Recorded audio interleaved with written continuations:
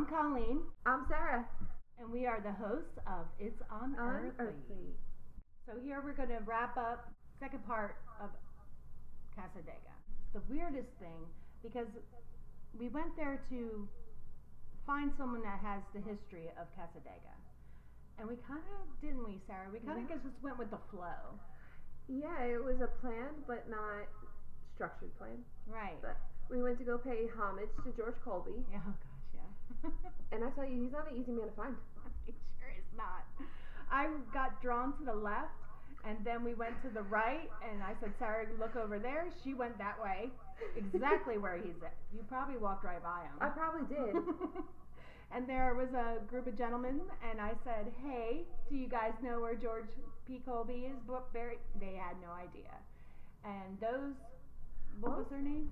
Distorted Reality. Distorted Realities, yes. Yes, so they're a team that we met in the cemetery. They were there investigating. We just want to give them a shout out too. Yes, they gave guys. us a shout out. So hi, it was so nice to meet you guys. So strange. It was awesome. Let's just say our cemetery experience. Besides them, we met Bonnie. From, what was it, Spellbound Mystics. Yeah. Yes. It was just like it was meant to be. Yeah, we networked at the grave. Yes, at the graveyard. We met them. We turned around. Here's our card. And then there's Bonnie. And I'm like, look at Colleen. Colleen's looking at me. I'm like, this was meant to happen.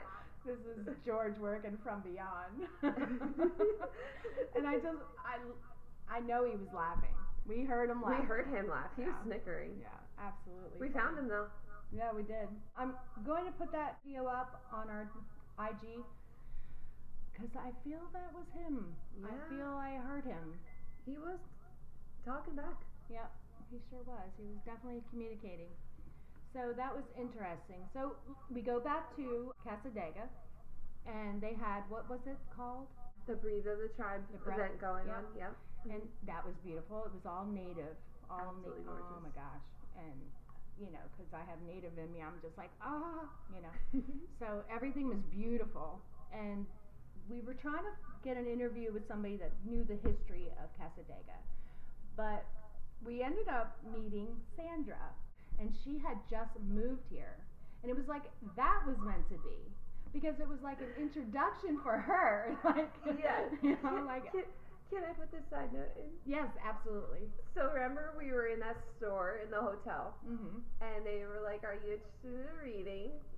We have Sandra available. Guys. Their picture is outside in the front. We go out in the front. We can't find anyone named Sandra. We go back in there. You don't have a Sandra. We go over to the bookstore.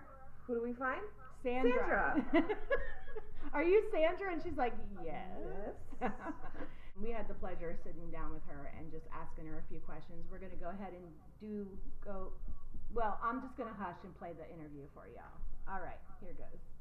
So we are sitting here with Sandra Ruggles.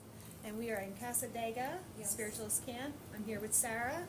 And Sandra, so sweet to sit with us and answer our questions. Do you have any questions for Sandra? Cassadaga, like, when you have your events here, do you feel like more things happen when you have, like, the astrology and the moon charting, and do you feel like a shift in things? I like the events, for instance, the Breath of the Tribe event that we're having here this weekend. Yes, definitely. I could feel the energy shift because I work during the week. I do readings during the week, but when I came in yesterday on a Saturday, I could actually I felt a difference in the energy. It was just very busy. I could feel the busyness, and I felt like that they were doing some ceremonies and rituals that were accentuating the aura and the vortexes here and increasing the velocity of the vortexes to a point where I just felt different. I felt different doing my readings. There was different information that came through my readings yesterday. That you've never experienced before? Well, I just, like, for instance, normally I would do a tarot reading and also, and then separate, I would do a mediumship reading. Okay. Well, yesterday, a lot of the deceased loved ones were coming through the tarot and coming through the messages in a very, very convoluted way, that was kind of confusing me.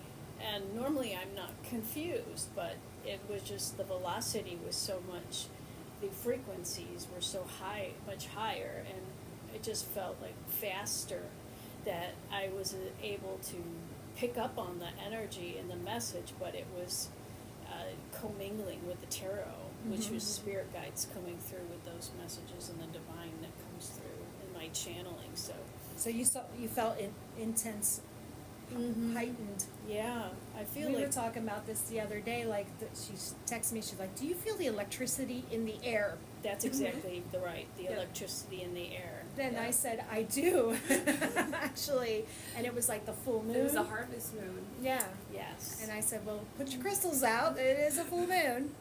Yes. That's funny.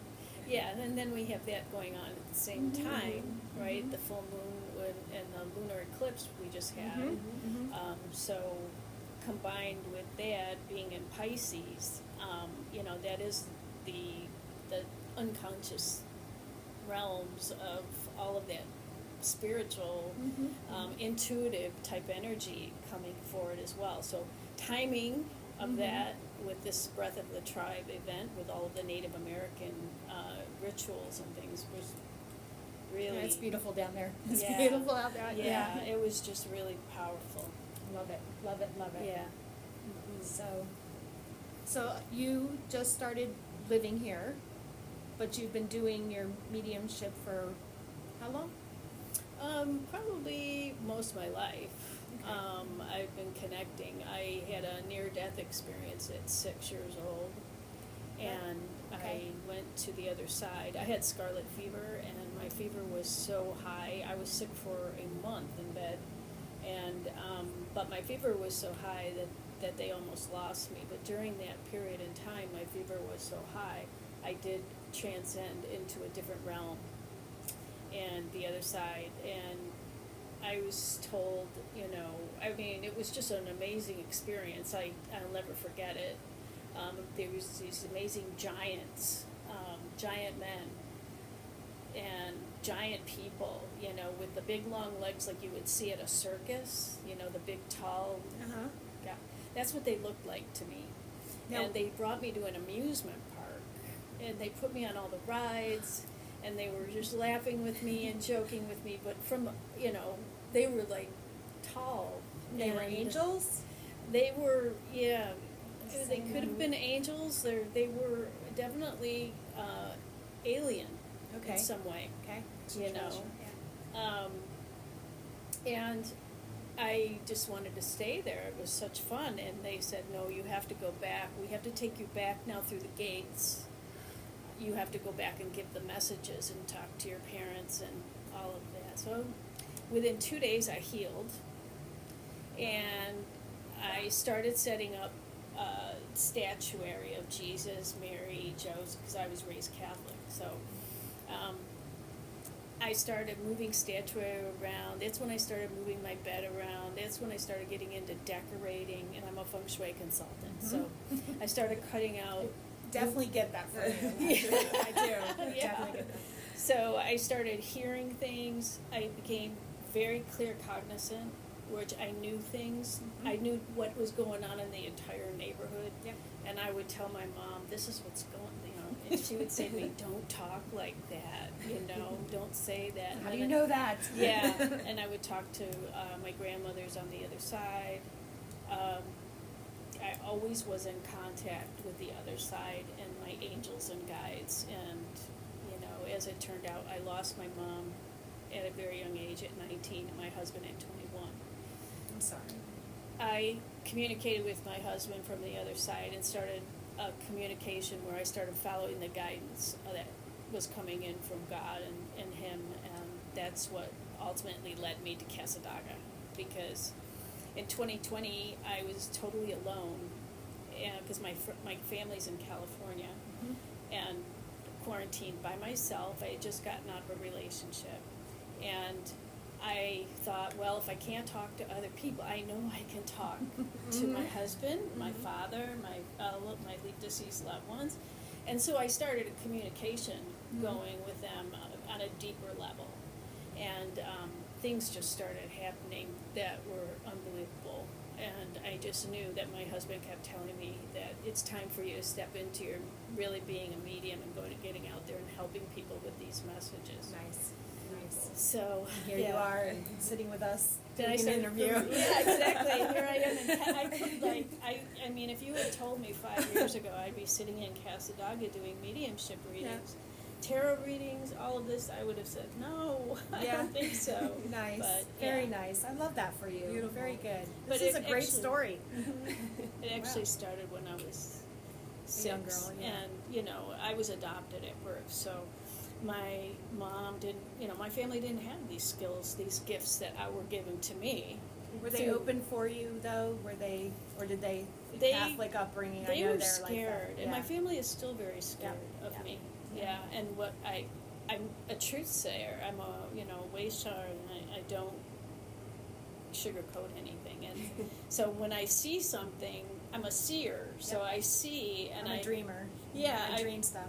Comes true. Yeah, exactly. And I prophesize things that I see coming, you know, and they just they think I'm crazy, you know, they just think they're scared. You're not crazy. You're not crazy. You're not crazy, because we have those things I see and hear before things are happening, or I just know. You just know, the clear cognizant, you know. I don't know why I know, it's just I know. I'll walk in and be like, God, that doesn't feel right. She's like, why? I don't know yet, but something's not right. You're picking up on the energy. Definitely picking up on energy. And we pick up on stuff with each other, like, I'm reading you, reading me, now stop that. I didn't know it, like last week, I was texting her, I'm like, you okay? She's like, I had a no, lonely weekend. why? I'm like, because your guide visited me. Oh, wow. I felt it's very strange. I felt very alone. Like I'm so lonely, but I'm not. Mm-hmm. And it was a thought and a feeling coming out of nowhere, and I was like, I know I'm not alone.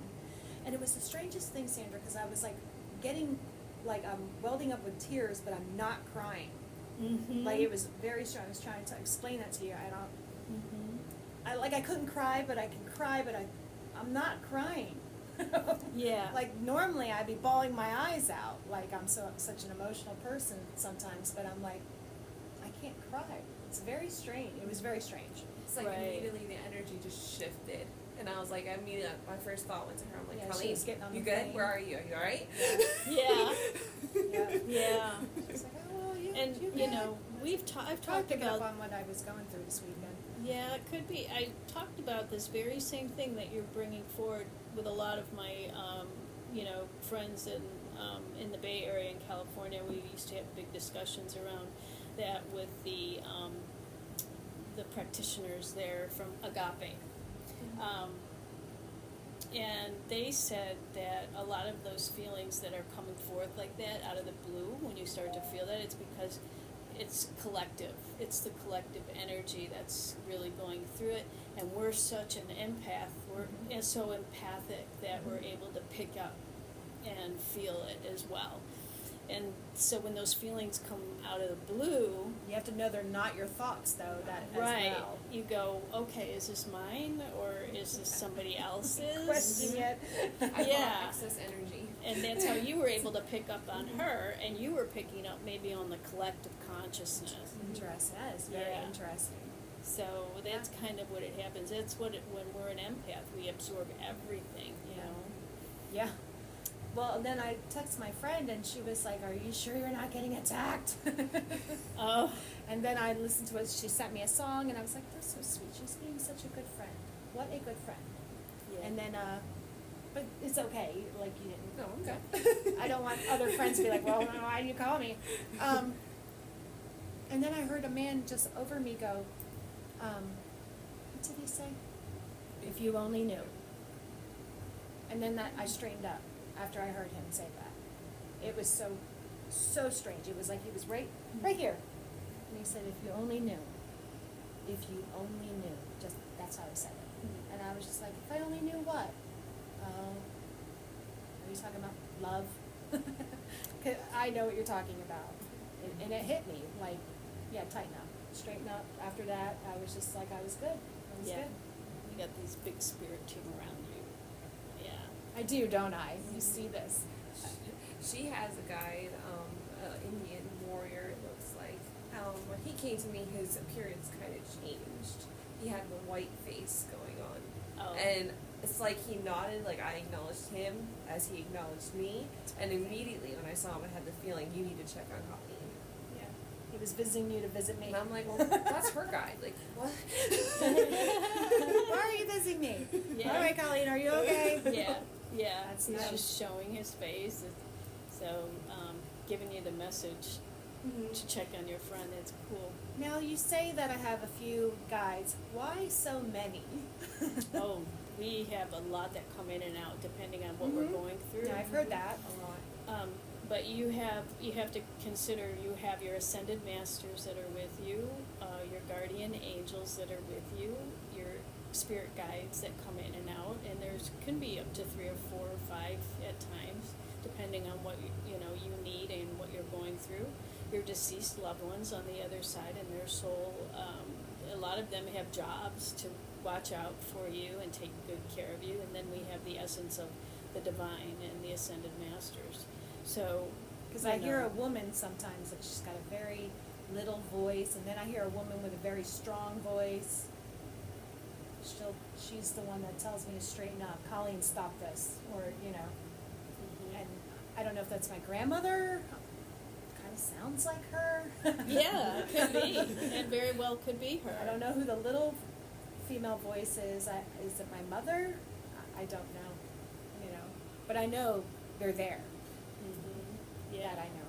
Ask for more signs when Yeah. you hear, because we I need do, to and I get the ask. butterfly, and that butterfly's my mother. Okay, yeah. My grandmother, I never got to really know, but Yeah, she's I have a lot definitely of a woman I would have liked to learn stuff from. I see pictures of her, and I've met her like once or twice when I was a little girl, and before my mother passed away. Before my mom got sick, they didn't have a really great mother-daughter relationship, and the doctors told my stepdad she better start getting her ducks in the row, because she had diabetes, and that's how she passed, of complications of diabetes. She was in and out of comas. She was a very sick woman, and she was gorgeous, just a beautiful woman. But like the disease just took over. So when I met my grandmother, I remember like looking up at her, going, "She's so beautiful. Like I could learn things from her." Yeah. And you know where she used to go? Lilydale. Oh my! She had a best friend that lived at Lilydale. Wow. And I don't know who. I'd love to know who, but isn't that wild? So my aunt said, she goes, because I do the paranormal, and she goes, "That's interesting. Your grandma used to go to Lilydale. Have you ever heard of it?" I'm like, "Yes, I've heard of Lilydale. I've heard of Cassadaga." And I said, so she said, "Yeah." And she said, when your uncle passed away, she kept seeing him sitting in the living room in a recliner, and she was like, "Tuna, you're dead. Get out of here." And they called him Tuna. But yeah. She wouldn't leave her alone.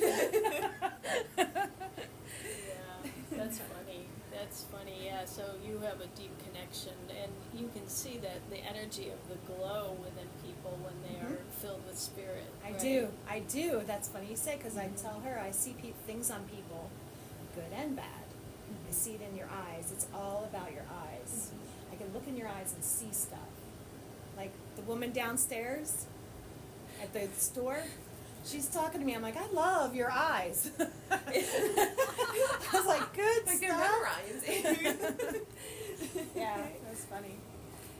But Do you feel like when your guides have something to say or trying to get across, so for me it happens a lot in dreams, it's kind of like you step back into a past life. Like there's something they want you to see.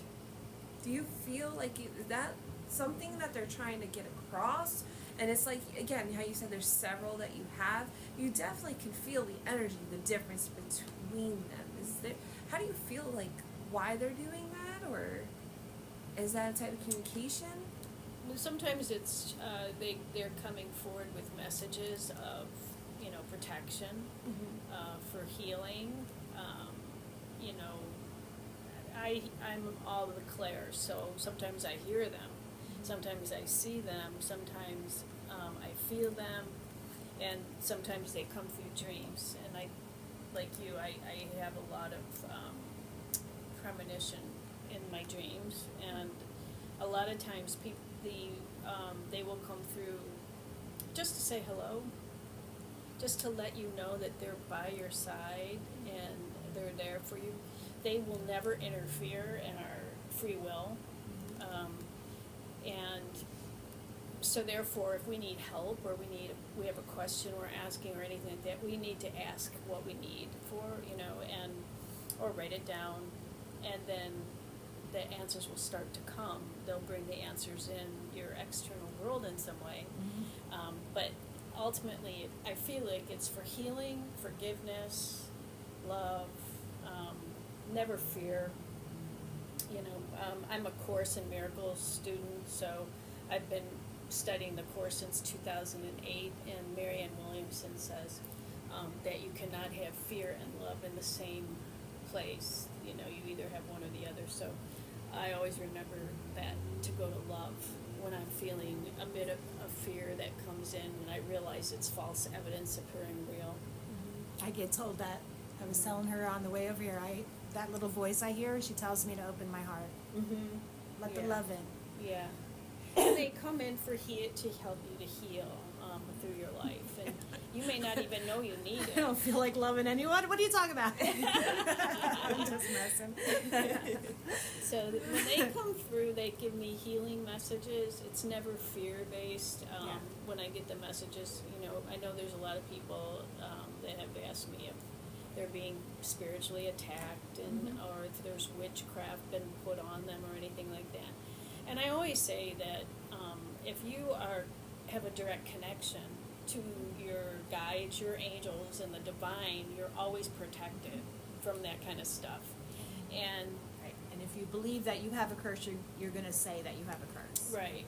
Yeah. But it's just... I tried to tell that to my sister, because my half-sister, she felt that she had a curse. And I said, if you believe you have one, you're going to have one. If you don't believe, and you believe in your protection, you're being protected, call on your ancestors, call on your guides, like you were saying. Exactly, right. So, yeah, we're all protected just because we have so many from the other side around us at all the time.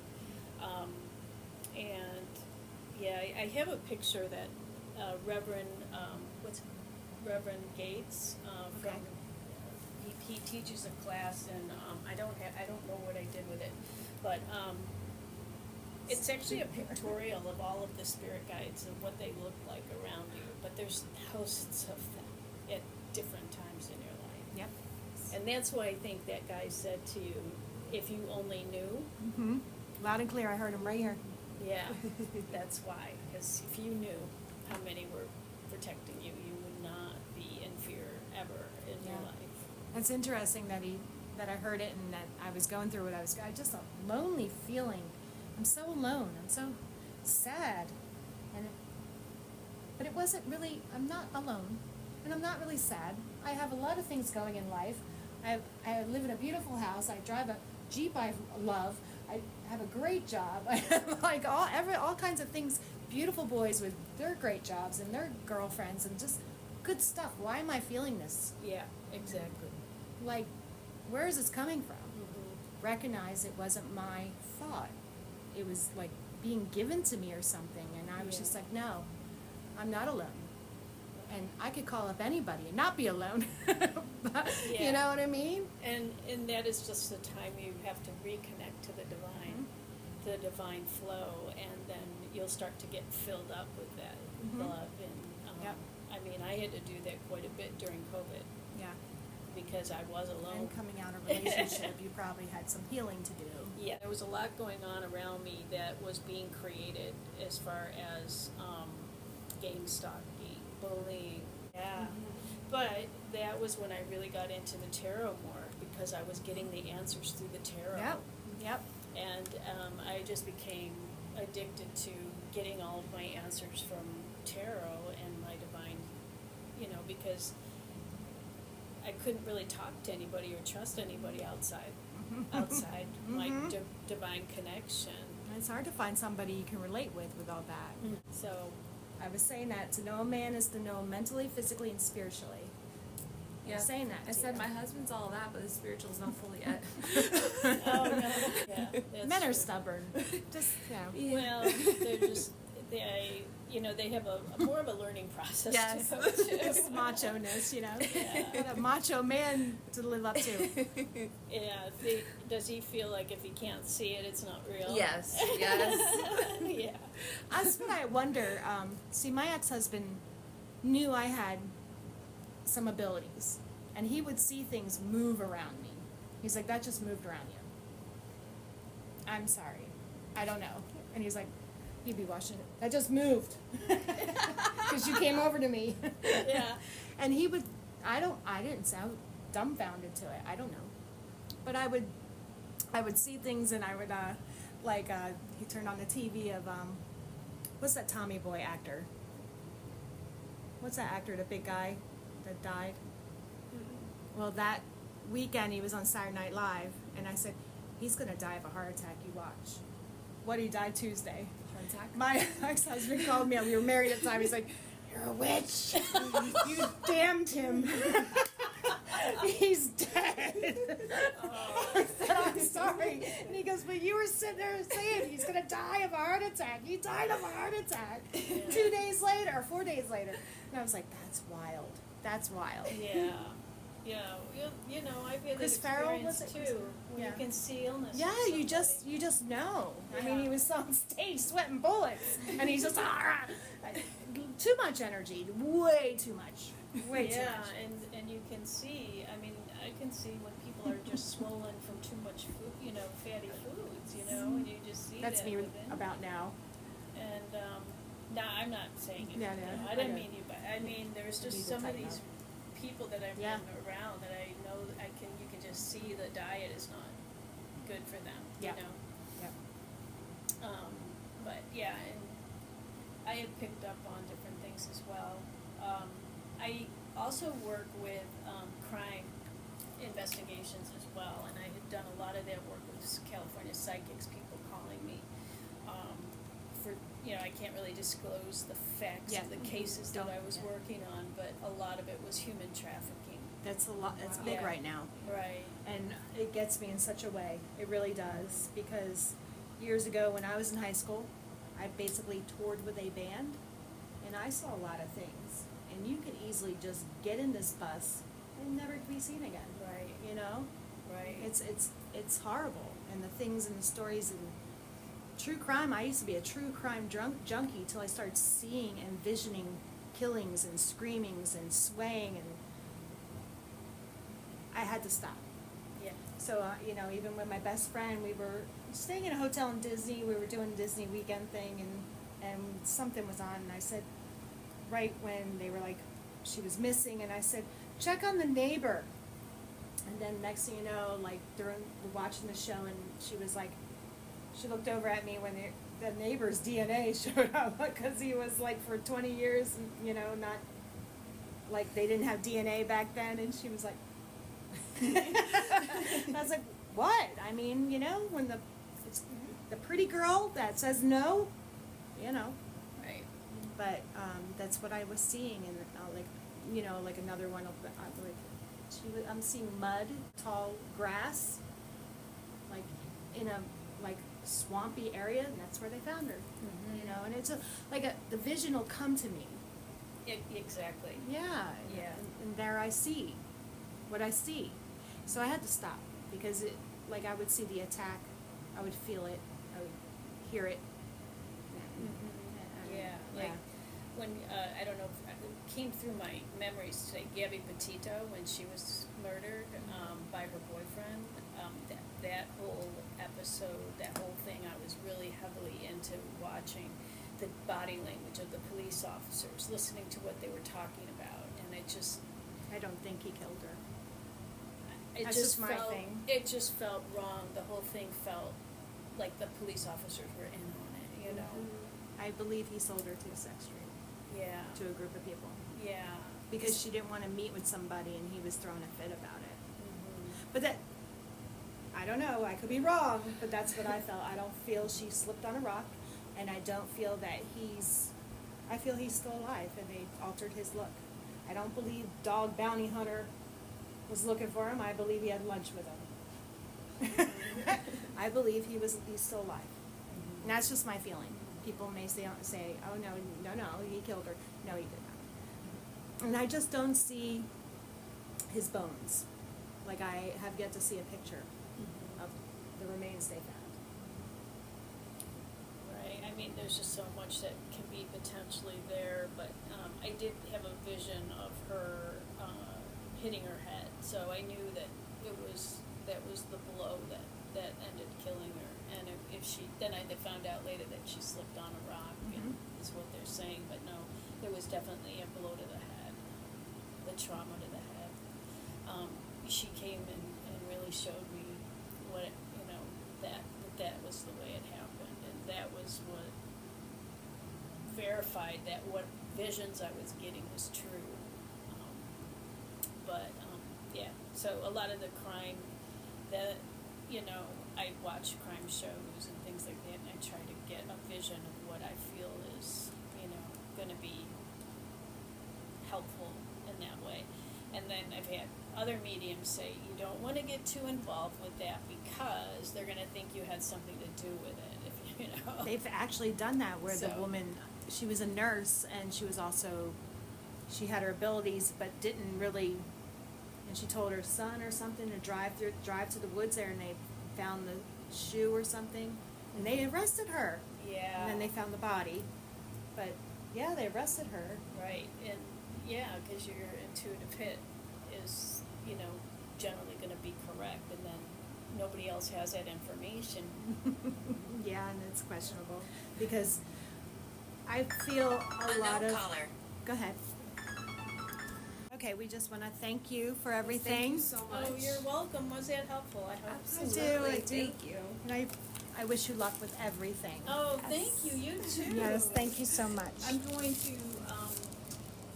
subscribe to your YouTube channel. And we're going to subscribe to you. Yeah, and I will listen to your podcast and pass it along to my viewers on my spiritual sanctuary. Do you want to leave a message of where everybody can find you? And Oh, sure. Okay. Yeah. so, go ahead, it's on. Okay. Well, I have a website at, Cassadaga.org, and my name is Sandra Ruggles. I'm on there, and the phone number is on there as well. If you're looking to get a reading, just call the phone number and schedule an appointment. I do phone readings, and I do in-person readings if you're in town. I have a book out called Unlocking the Grief Code, Using Mind, Body, and Spirit Healing Solutions. It is on Amazon, and it is available in both bookstores in Cassadaga. So I'll look forward to seeing you. Thank you. All right. Thank you so much, Sandra. You're welcome. What a great interview. Yeah, absolutely. And did you happen to hear something?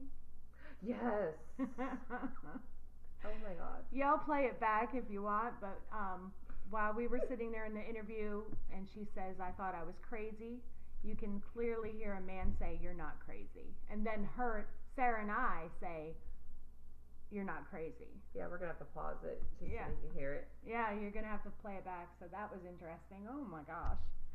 Might know who it is, but... I have an idea. Maybe.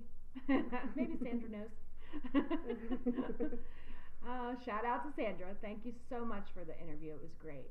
Yes, you're awesome. Thank you. Awesomeness. So my suggestion would be, when you do go to Cassadaga, head over to the bookstore. Book yourself a tour with Jamie or Dawn. They're amazing. They know the history of Cassadaga. They will tell you all about it. They're very informative. They will be answering all your questions. Dawn, I know she's a shaman. Jamie's just amazing. She points out things right away. Then after that, go head over to the Sea Green's Haunted History Museum. Y'all need to check that out. It's very interesting. A lot of the furniture in there is from families that have lived there in Cassadaga. So you would get a little chunk of the history is in there as well when you first go in. It's just, there's a doll section, everything you could think of is in that little museum. There's the Colby Memorial Temple Auditorium where they hold classes in their Sunday church. The Hotel Cassadaga years ago burnt down, and this one is the one they built. And there's also a meditation booth in there where you could take a break and just do a little meditating if you need to. A little safe haven for you. And that piano's been there since they built that.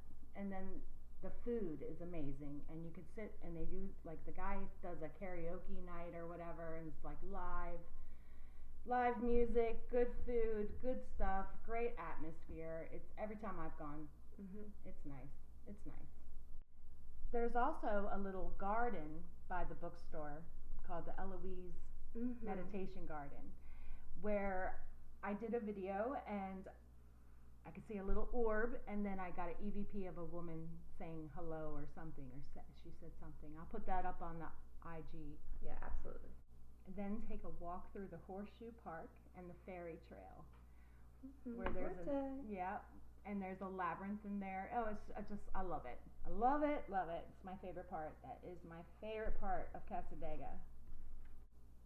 The Caesar Foreman Healing Center. So, do I want to talk about the Devil's Chair? It's kind of a touchy subject to me. Do I want to? The Devil's Chair. Yeah. Let's talk about the Devil's Chair. It gets me heated. Like the best known legend in Cassadaga, but it's not in Cassadaga. It's at Lake Helen. Okay, it's right next to Cassadaga. But that's where George P. Colby was buried. The legend is, if you sit in the chair, Satan will come and talk to you or whisper things in your ear. No. I've been there many a times myself, and I've never had anyone whisper to me anything. I didn't have anything bad happen to me. I didn't leave a drink. Hogswash. Right. Listen, it's somebody's gravesite. It's a family plot. It is where someone's buried. I did some research, and I was shocked to see some things that people do, and it's just disgusting. Disgusting, demonic, and not right. Yeah, and and if they do that to your graveyard, I might look the other way. Yeah. Oh. Listen, so the legend has it, Halloween's coming up. If you go there at midnight on Hallows Eve, guess what? You will be arrested. Yes, okay? You will. And you should. You will meet the devil in jail. So listen, it's just a chair that he built for his wife back in the 19th century. They were called mourning chairs, and that's what they built back then. It's a monu bench. Morning chair, monu bench, same thing. It was just somewhere to sit. They'd stopped building them over the years, of course. But back in the day, graveyards, I love graveyards. Back in the day, people had picnics. They came to mourn their loved ones, but they also were celebrating, hey, we still can have a picnic together. They do it today. Yeah, show a little respect. It's someone's gravesite, really. It's the Thatcher family gravesite. That's what I call it. I don't call it the Devil's Chair at all. No, sorry. So, you all satanic assholes, back off. Sarah knows what I'm talking about. Anyway, what else do we want to talk about with Cassadaga? Oh, that park. Oh, the Colby Alderman Park. Yeah. Yes. Okay. We've been there a few times. Never knew it was there. Never knew there was a park on the other side. For kids. And a boat ramp? Yeah, it sits up like Seneca Lake. It's that's the water. But you can go fishing. You can bring your boat out. There's a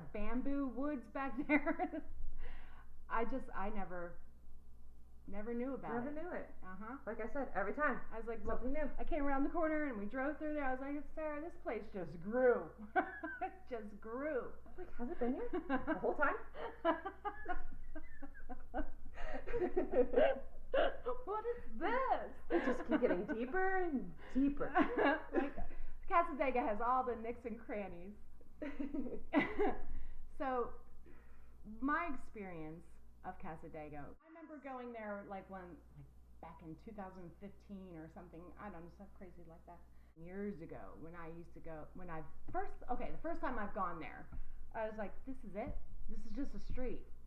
But when you get to go in a shop, in a bookstore, and take a class in something, go for the tour, and they just make it fun. You experience more, and it just becomes like another home. And everyone there is amazing. And it's a different story every time. And when you get a reading, it's just fun. You know, like, get out. Go there with an open mind. It's not hostile. No, not at all. Because listen, they're not witches and just all that negative stuff. They're spiritual people on a different level. They're great people, and they welcome you. Very friendly. Very open. They're just on a different spiritual level than you, and there's nothing wrong with that. Your path could go this way, my path goes this way, her path goes this way, his path goes. It is what it is, y'all. It's life. Enjoy your life, you know. And you could go there and get guidance as well. They're very open-minded people. Yeah. Who are very informative. Mhm. Just go in there with an open mind. Mhm. Yeah.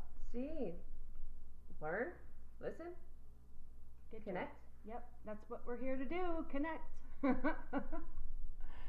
Speaking of connect. Yes. Yeah, like, we're trying to get with other teams. Investigations together. Yeah. Yep. La la la. That's what we would like. That's the plan. Mm-hmm. So, yeah, shout out again to Distorted Realities, right? Distorted Realities. And Spellbound. And Bonnie. Yep. Shout out to you too, Bonnie. And Sandra. Oh my gosh. You guys are awesome.